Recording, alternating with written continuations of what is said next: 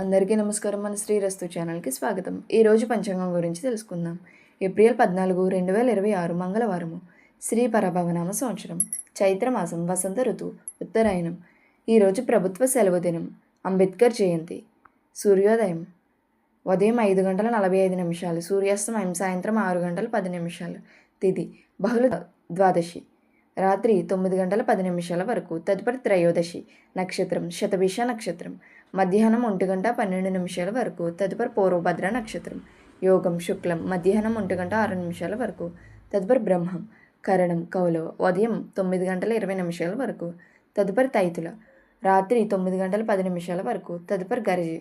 శుభ సమయంలో ఉదయం 7:49 నుండి 8:13 వరకు.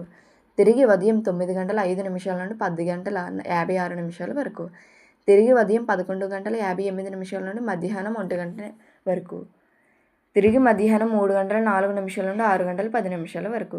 రాహుకాలం పగలు 3 గంటల నుండి 4:30 వరకు. యమగండం ఉదయం 9 నుండి 10:30 వరకు. దుర్ముహూర్తం ఉదయం 8:14 నుండి 9:04 వరకు.